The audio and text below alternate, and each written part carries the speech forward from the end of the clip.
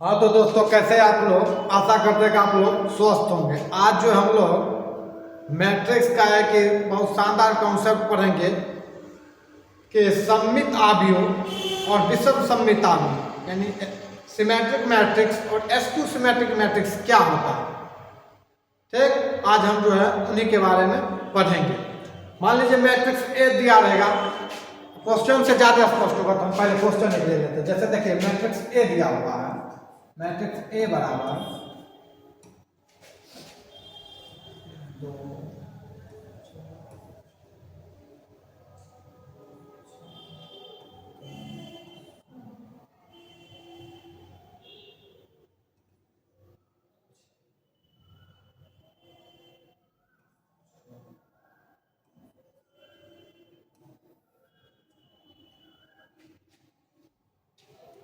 अब देखिए जैसे मैट्रिक्स ए दिया हुआ है, मैट्रिक्स ए इसको क्या बोलते हैं?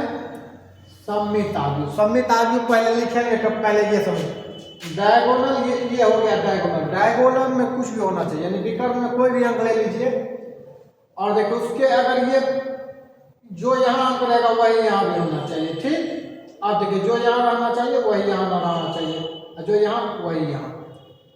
विषम में क्या हो जाएगा कि मान लीजिए यहाँ प्लस में 4 है तो यहाँ में -4 हो जाएगा, यहाँ +6 तो यहाँ -6 हो जाएगा, या यहाँ -6 तो यहाँ +6 हो जाएगा, यानी जस्ट उल्टा होना चाहिए। और डायगोनल में क्या होना चाहिए?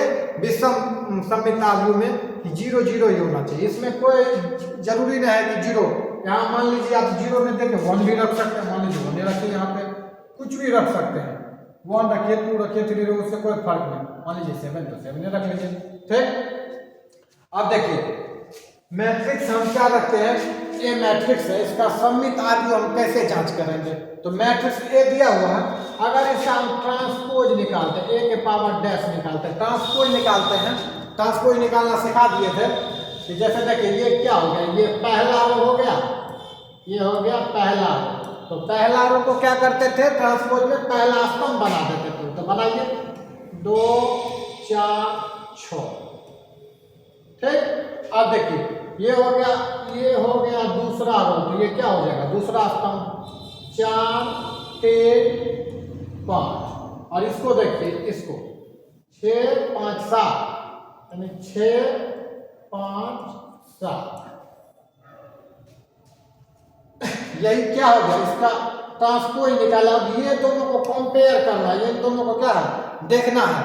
यानी देखिए 2 4 6 2 4 6 4 3 5 4 3 5 6 5 7 6 5 7, यानी उसका जो हम ए मैट्रिक्स का ट्रांसपोज निकाले तो यानी एक दूसरे के क्या हो गया? इक्वल हो गया। क्या हो गया?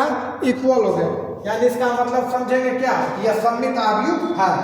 अगर देखें कोटि अगर 3/3 का रहेगा तो यहाँ भी क्या है? 3/3 का आएगा। ठीक, यानी सममित आव्यूह समझ गए होंगे कि मैट्रिक्स ए दिया हुआ रहेगा तो उसका हमको क्या करना है? ए डैश निकालना है। तो ए डैश निकालना, अगर ये दोनों क्या आ जाए? इक्वल आ जाए तो उसको क्या बोलेंगे? सिमेट्रिक मैट्रिक्स बोलेंगे। यानी मैट्रिक्स कोई भी दिया रहेगा उसका ए डैश निकालोगे ना, अगर ये दोनों इक्वल हो गया तो इसको क्या बोलते हैं? सममित आव्यूह बोलते हैं। क्या बोलते हैं? सममित आव्यूह, सिमेट्रिक मैट्रिक्स बोलते हैं। ठीक, आप देखिए इतना समझ में आ गया होगा। चलिए अच्छा, एक चीज तो नहीं बता कि मान लीजिए आप लोग एग्जाम्पल कैसे सेट कीजिए। मान लीजिए सममित आव्यूह का 5 एग्जाम्पल आप लोग को सेट करने के लिए बोले तो कैसे कीजिएगा? देखिए कैसे लिखते हैं उसको एक बार देखिए। मान लीजिए डायगोनल में आप पहले कुछ रख लीजिए, मान लीजिए 3 6 9 यही रख लीजिए। अब यहाँ जो लिखिएगा, मान लीजिए 5 लिखेंगे तो यहाँ भी 5 लिखेंगे, यहाँ अगर 8 लिखेंगे तो यहाँ भी क्या लिखेंगे? 8 लिखेंगे। यहाँ अगर 3 लिखेंगे तो यहाँ भी क्या लिखेंगे? 3 लिखेंगे और इसको लगा दीजिए। यानी ये क्या होगा? ये सिमेट्रिक मैट्रिक्स होगा। अगर इसका देखिए, मान लीजिए अब इसका देखिए ए डैश निकालिए ना, तो निकालिए 3 5 तो 3 5 8 5 6 3 5 6 3 8 3 9 8 3 9। अब इन दोनों को कंपेयर कीजिए, 3 5 8 3 5 8 563 तो 563 8 3 9 8 3 यानी एक दूसरे के क्या इक्वल है। किसी को हम क्या बोलते हैं सममित अवयव बोलते हैं। अब विषम सममित अवयव में क्या होता है उसके बारे में देखिए। यानी इसी तरह अपना लोग एग्जांपल सेट कर सकते हैं। चलिए मान लीजिए ए मैट्रिक्स दिया हुआ है,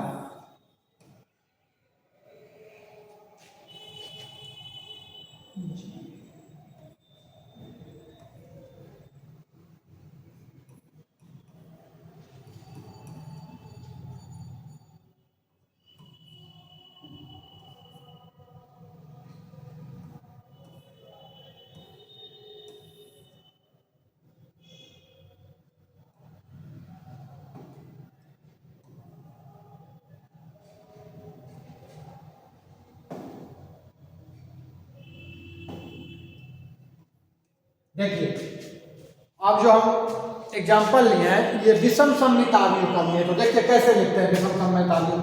डायगोनल में जो है इसको डायगोनल बोलते हैं। यहाँ देखिए 0 0 आ रहा है तो लिखावट में जो है थोड़ा टेढ़ा मेढ़ा हो गया।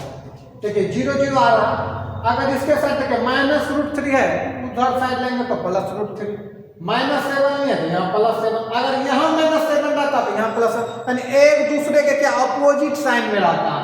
यहाँ -6 तो यहाँ +6, यानी ये 3/3 का। अब इसका देखिए ट्रांसपोज कीजिए, 0√3 और 7 है तो यानी पहला रो है तो क्या हो जाएगा पहला स्तंभ हो जाएगा। तो पहला स्तंभ हो गया √3 0 6 -7 -6 और क्या 0 है तो 0। अब देखिए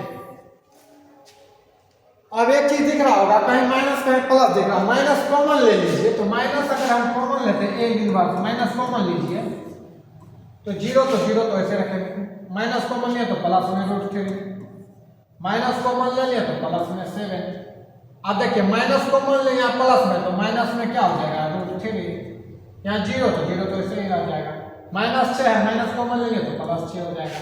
अब देखिए +7 है लेकिन माइनस कॉमन ले लिया तो क्या देगा -7, √6 है प्लस में यहाँ माइनस ले लिए कॉमन तो यहाँ क्या आ जाएगा -6 हो जाएगा। अब 0 तो ऐसे ही रखेंगे। आप देखिए अब एक चीज आप देख रहे होंगे मैट्रिक्स ए जो है मैट्रिक्स ए में देखिए और इसको मिलाइए। मैट्रिक्स ए दिया हुआ और ए का इन्वर्स निकाले हैं इसको मिलाइए। ये दोनों देख रहे हैं ये इक्वल आ रहा होगा। देखिए 0√37 0√37 -√3 0 6 तो -√3 0 6 -7 -6 0 तो -7 -6 0, लेकिन माइनस का सिंबल आगे भाग गया। यानी इसका कंक्लूजन ये निकला ए मैट्रिक्स बराबर -a का ट्रांसपोज जो होगा ये क्या हो जाएगा विषम सममित अवयव यानी SQ सिमेट्रिक मैट्रिक्स आ जाएगा। और एग्जांपल कैसे सेट करेंगे तो उसका डायगोनल में हर हमेशा 0 ही रहेगा। ठीक, उसमें कुछ भी आ सकता है, 0 आ सकता है 1 आ सकता है तो कुछ भी आ सकता है उसमें। किसमें सममित अवयव, लेकिन विषम सममित अवयव में डायगोनल में 0 ही लिखेंगे। अगर यहाँ माइनस में जो अंक रहेगा वो प्लस में यहाँ रहेगा, यहाँ जो माइनस में रहेगा प्लस में, अगर यहाँ प्लस में तो हम यानी एक दूसरे के अपोजिट साइन में, यहाँ माइनस है तो प्लस है। अगर आपको दे दे कि बाबू ने बताओ तो 4 गो एग्जाम्पल दो तो यानी विषम सममित अवयव का तो क्या करेंगे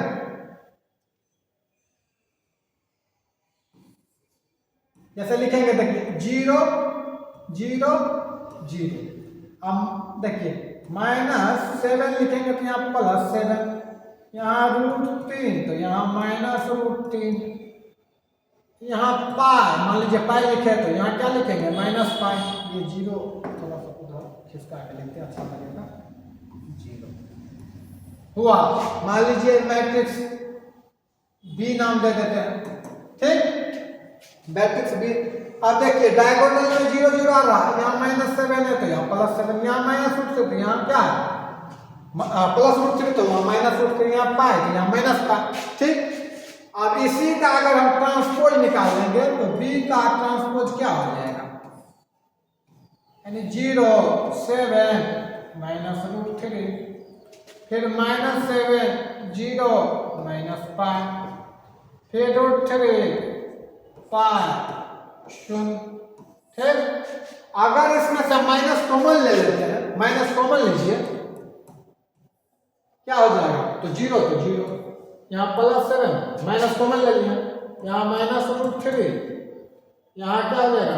-7, 0 माइनस पाई, यहाँ क्या √3 पाई शून्य। अब देखिए इसको मिलाइए इससे, देखिए आ रहा है 0 7 -√3 -7 0 माइनस पाई √3 पाई शून्य, तो √3 पाई शून्य।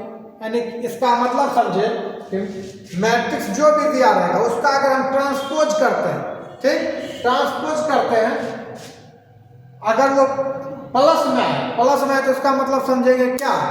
वो सममित अवयव है। और माइनस में जब आवे तो उसका मतलब समझेंगे क्या?